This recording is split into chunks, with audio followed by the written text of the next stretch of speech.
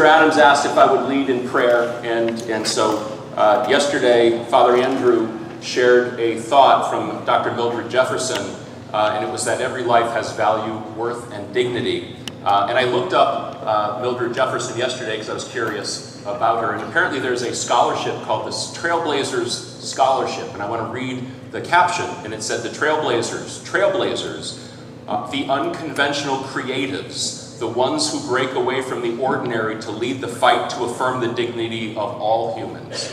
And I kind of thought that is a wonderful challenge. And so I truly kind of believe that we are all those creatives, we are all those trailblazers. So my prayer is that God grant you the strength to be the trailblazer, to be the unconventional creative, and to affirm the dignity of all lives. That's my prayer. So Mr. Adams asked me to speak to what drives me to St. Thomas Aquinas High School. I have a 2014 Subaru Crosstrek, and it's kind of new to me because for years I drove a Matrix, and I'm excited about the Subaru Crosstrek because it has heated seats, and so that's kind of a new thing for me. Absolutely.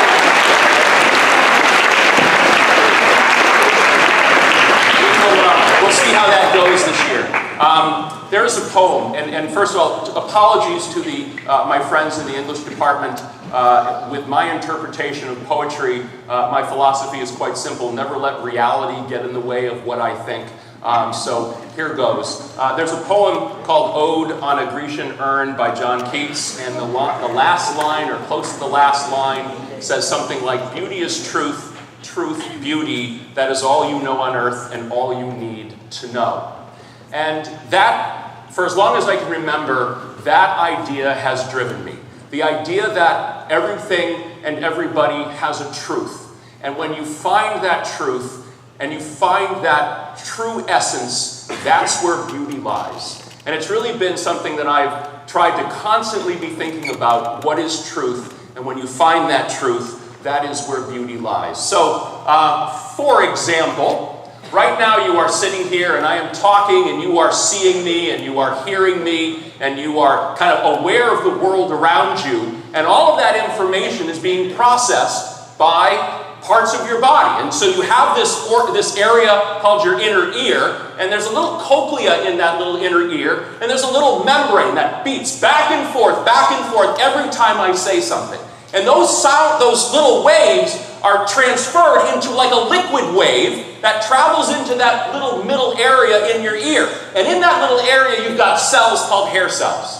And they look like SpongeBob, the plankton guy on SpongeBob. And they got little hairs sticking up. And every time I speak and those vibrations happen, those hairs rub across a membrane, and you get these sodium and potassium ions start rushing into these cells, and they generate an electrical current. And that electrical current travels from that inner ear into the brain. And that electrical current activates other cells, other nerve cells, to release neurotransmitters, which are proteins. And they have a particular shape that is vital to their function, and those neurotransmitters activate other nerve cells, and the information that I'm talking about travels deep into the recesses of your brain. That's the truth. That's the truth. Now,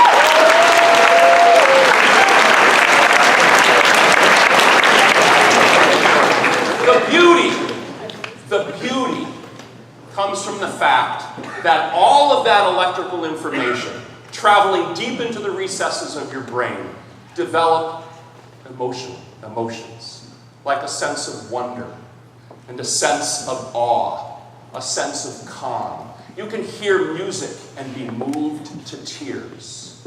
You can see a picture and sense peace, and even sometimes look at a picture and see a spiritual sense, seeing the face of God in a picture. Or you can see a picture and feel the sense of love. That's the same way. So this is my family, or part of my family. And this is my mom to the left and my daughter Aubrey to the left, and then my daughter Jordan next to her, and that's my wife Christy. Now some of you say, she looks just like the volleyball coach. And yes, she is. That's my wife.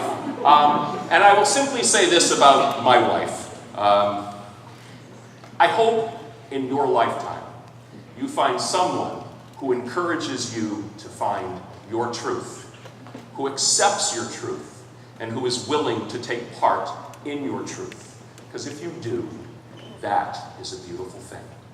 Now, my mom to the left. My mom, I have a brother and 2 other sisters that are kind of all throughout the United States. And my mom is a mom. My mom has been a mom for almost 60 years, a wife and a mom, and she does what moms do.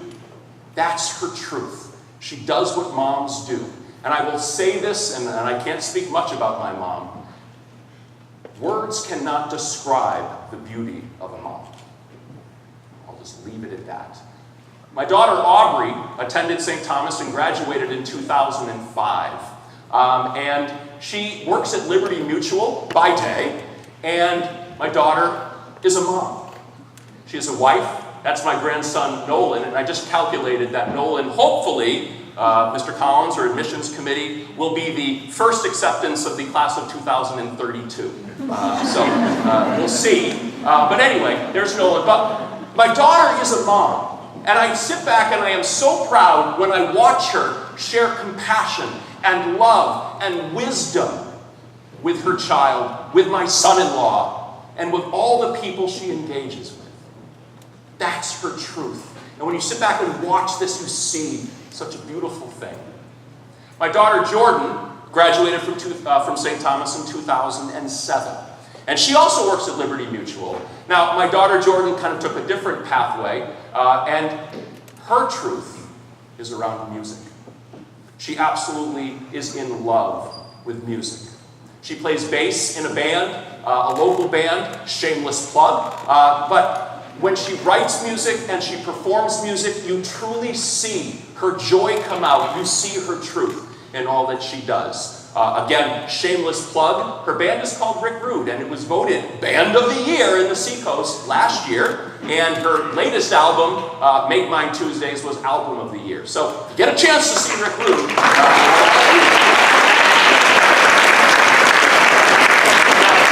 have very little to do with any of that, but I bring them up because I believe that their truth, their quest to find what is truly their truth, started here. And it started here with their engagement with teachers, with this community, many teachers who are in this room right now. Teachers who shared their compassion, their joy, their wisdom with my daughters to help them understand what it looks like to have joy, compassion in their lives. And I truly believe that that is part of the truth of St. Thomas. How do you see that? What does it look like? Well, it's actually pretty simple. If you wander down the hallways during class and you listen to the conversations going on in the classroom, you will hear teachers sharing the truth around numbers and symbols and equations and all sorts of things in their discipline, trying to help you to understand the truth behind what they're teaching. Because that's, again, where beauty lies. And I truly believe we have that here. We see it here. Mr. Collins challenged us as a faculty back at the first faculty meeting. He said the theme this year is simple: raise the bar. What drives me to St. Thomas every day is knowing that I am surrounded by friends, colleagues who live that idea of raising the bar. And it challenges me to do the same thing. And there's this wonderful synergy that happens when you have teachers raising the bar. That's the truth. And that is a beautiful, beautiful thing. David was a senior my first year at St. Thomas Aquinas High School. And David was a member of my first AP Bio class way back in 1985. Aaron was a member of the school. Sorry, happy birthday. Aaron was a member of the school. I didn't have the pleasure of teaching Aaron, but all of the teachers talked about her as the student. So I kind of felt I missed out there. I did get to teach Scott, though. And Scott was a member of my physical science class and other classes, but was also a member of the basketball team, and I was able to coach him. And with Scott, I first understood the importance of being involved with students outside the classroom.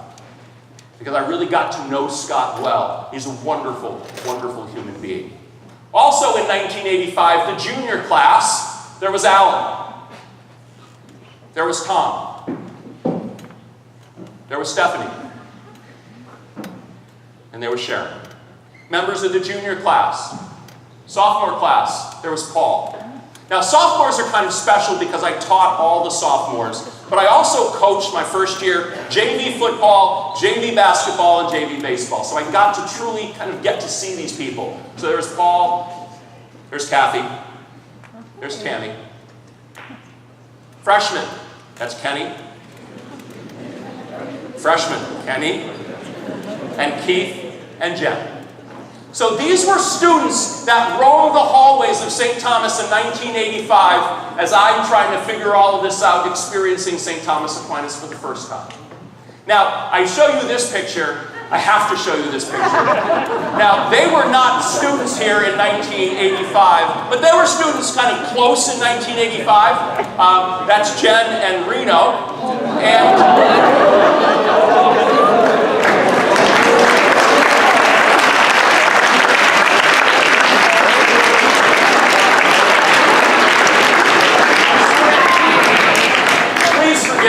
But I want to show these pictures. I show these pictures because I taught Jen and Reno back in I believe, at least 2 bio classes, one or whatever, but I taught them, and here's what I believe. I truly believe that my quest for truth, my quest for understanding the beauty of biology, at least trying to see the beauty of biology, drove Jen and Reno to go to college and to pursue history. Now, I also was at school here when Patrick and Amanda were roaming the halls of St. Thomas. I don't have pictures of them, sorry. But I also figure that my presence here drove them to major in something non-science. So, in a small way, I am responsible for building the strength of the social studies department at St. Thomas.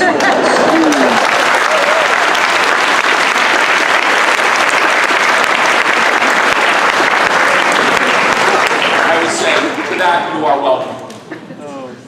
Ms. Dupratt, I have a question for you. What is the name of the metabolic cycle that takes place in the mitochondria that is involved in generating all sorts of oxidized NADs? The answer? Krebs cycle. Point!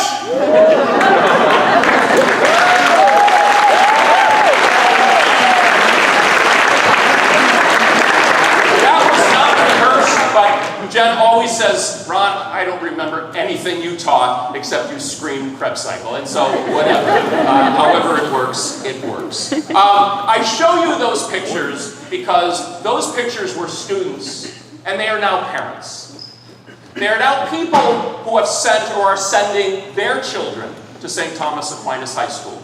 People who understand and appreciate that this environment does help you to kind of that search, that quest for truth. And like I wanted for my children. So I always say, so this is no longer Jen and Reno, that's Nate's dad and Olivia's mom. That's Caitlin's mom. That's Emma's dad. That's Jake, Max, and Maya's dad. And that's Allison and Katie's mom. You're all trying to wonder, like, what are these people? And that's Kate and Ben's mom. And that's Sophie's dad. And that's Nick's mom. That's Vanessa's mom. And that's Shawnee's dad. And that's Allison and Katie's dad. Students at St. Thomas Aquinas High School. Now, last week was one of the hottest opening weeks that I can remember at St. Thomas Aquinas High School. It was miserable. In my classroom, it was at least 85 degrees each day. But yet, every day you came in and you sat down, and not just my classroom, but all the classrooms, you came in, sat down, and you participated. You showed up. And we were talking about rules and regulations. We were balancing equations. We were going through sig figs, and these are the rules for sig figs. This is how you graph. We were were teaching about slope calculations. Freshmen were calculating the melting rate of ice, for goodness sake. Seniors were playing with pill bugs, trying to elicit a behavior, and they wouldn't work. And then you had to calculate this thing called chi-square. Or is it chi-square? Or chi-square? It's 85 degrees in this room.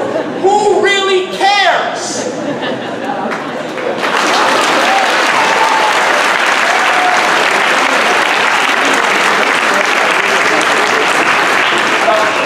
I'll tell you who really cares, and that is you do. You do. I know. I'm pretty sure. What drives me to St. Thomas Aquinas High School every day, and has driven me for over 30 years, is the fact that you, the students of St. Thomas Aquinas, care. And that is the truth. And that is a beautiful, beautiful thing. Yes.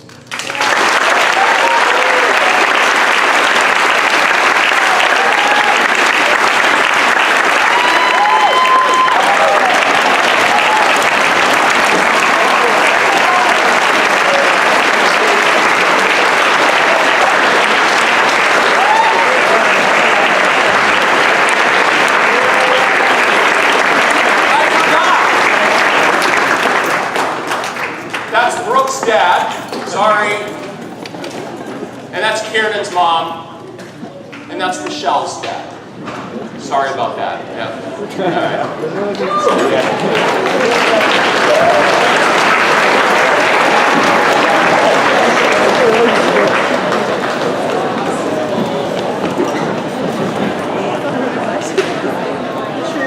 Words cannot express our gratitude to Mr. Holtz. As I'm sitting there, all I can think is in my 15th year that this moment right here is definitely in my top 5 favorite moments of St. Thomas Aquinas. So thank you, Mr. Holtz.